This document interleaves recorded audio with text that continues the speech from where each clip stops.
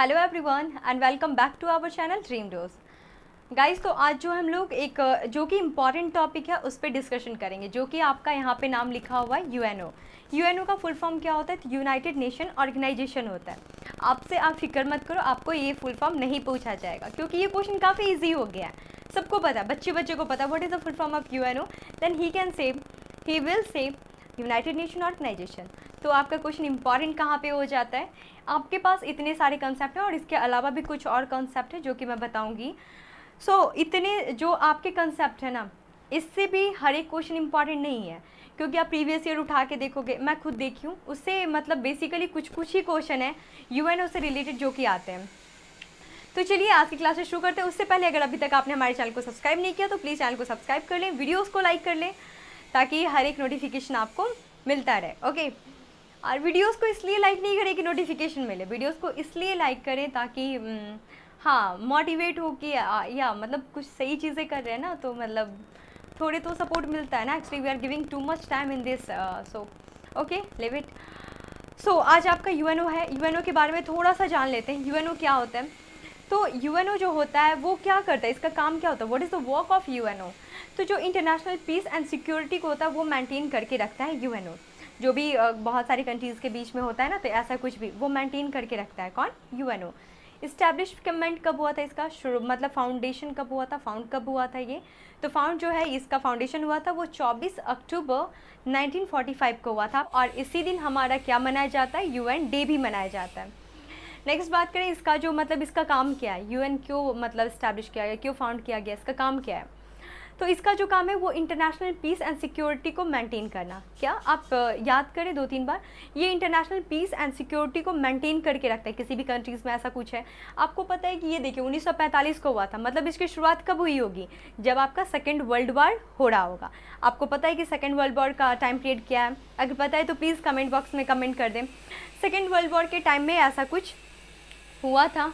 Okay, उसके बाद उसी के आसपास कुछ हुआ था। अब हेड क्वार्टर की बात करें तो यूएसए के जो न्यूयॉर्क है ना, वहाँ पे क्या इसका हेड क्वार्टर है, यूनाइटेड नेशन ऑर्गेनाइजेशन के हेड क्वार्टर है।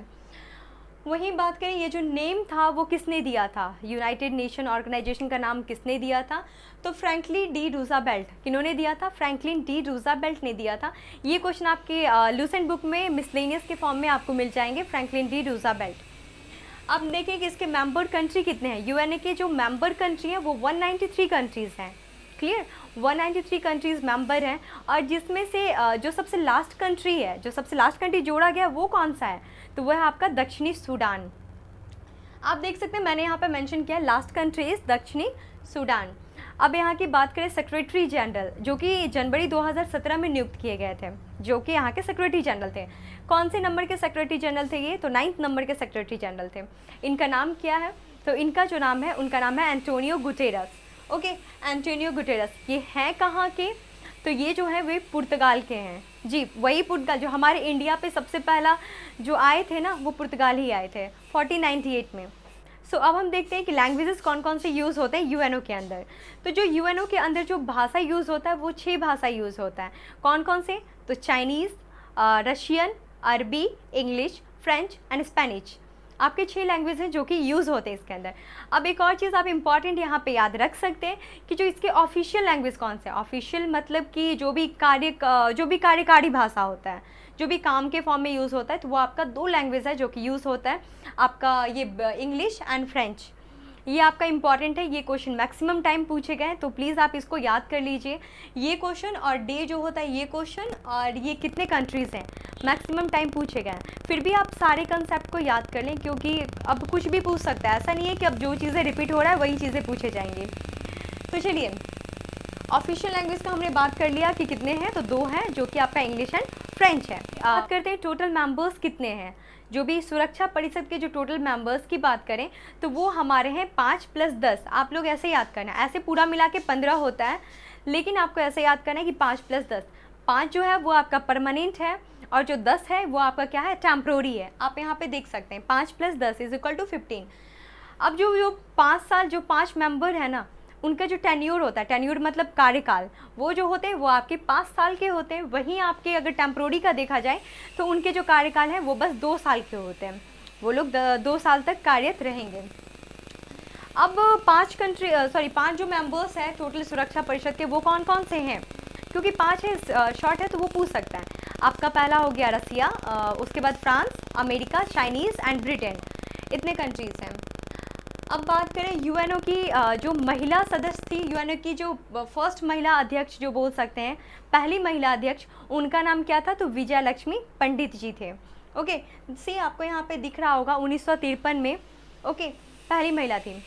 एक और इम्पॉर्टेंट यहाँ पे क्वेश्चन ये बन सकता है कि आपको पता है कि यूएनओ में ये सारे लैंग्वेजेस यूज़ होते हैं, मतलब इंग्लिश, फ्रेंच, चाइनीज़, अरबी, स्पेनिश ऐसे यूज़ होते हैं। लेकिन यहाँ पे यूएनओ में एक ऐसे भारतीय थे जिन्होंने क्या किया था, अपना जो स्पीच था, मतलब भाषण, वो उन्होंने हिंदी में दिया था। आपको पता है वो कौन थे? वो थे स्वर्गीय अटल बिहारी वाजपेयी जी। उन्होंने वहाँ पे स्पीच जो दिया था वो हिंदी लैंग्वेज में दिया था। ओके, सो ये चीज़ें कुछ न्यू थी। होप गाइस कि आपको ये सारी चीज़ें समझ में आ गई होगी। सेक्रेटरी जनरल 9th नंबर के थे एंटोनियो गुटेरस। एक और इम्पॉर्टेंट क्वेश्चन ये है, जो सबसे फर्स्ट यूएनओ के सेक्रेटरी जनरल बने थे, उनका नाम था ट्रिगले वैली।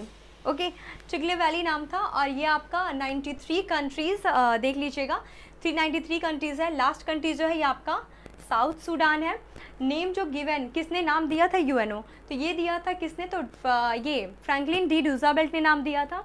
अगर मोटिव की बात करें, क्यों, इसका उद्देश्य क्या होता है, तो आप याद करेंगे international peace and security. Foundation आप 24 अक्टूबर 1945 याद रख सकते हैं, जिसको यूएन डे भी मनाया जाता है 24 को। उसके बाद हेड क्वार्टर न्यूयॉर्क, ये बहुत ज़्यादा इंपॉर्टेंट है, इसका पूछा जाता है। फिर अंतर्राष्ट्रीय न्यायालय जो होता है उसका पूछा जाता है, उसका हेड क्वार्टर कहाँ है, तो द हेग है, हेग। ओके, अब मेंबर कंट्रीज़, ये हो गया आपका सेक्रेटरी जनरल एंटोनियो गुटेरस, जो कि कहाँ के हैं, पुर्तगाल के हैं। लैंग्वेज यूएनओ 6 लैंग्वेज यूज़ होते हैं। ये दोनों आपके लिए मोस्ट इंपॉर्टेंट है, इंग्लिश एंड फ्रेंच, ये काफ़ी टाइम पूछा गया है। 2, उसके टोटल मेंबर पूछ रहा है तो ये 5 और ये 10 हो जाएगा। इसका जो कार्यकाल होता है ये 5 साल का होता है, और इसका जो कार्यकाल है ये 2 साल का होता है। फर्स्ट यूएनओ महिला अध्यक्ष कौन थी, तो विजय लक्ष्मी पंडित थी, विजय लक्ष्मी पंडित जी थी, जो कि 1953 में थी। Okay, so guys hope you like this video. अगर आप चैनल पे नए हो तो प्लीज़ चैनल को सब्सक्राइब कर लीजिए, ताकि आपको हर एक इन्फॉर्मेशन टाइम टू टाइम मिलता रहे। और वीडियोस पसंद आए तो प्लीज़ वीडियोस को लाइक कर दीजिएगा। Thank you so much for watching this.